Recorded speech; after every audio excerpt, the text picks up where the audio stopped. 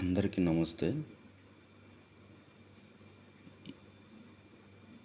8వ తరగతి చదివే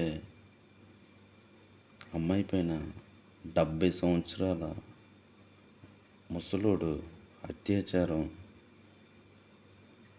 చేయడం జరిగింది.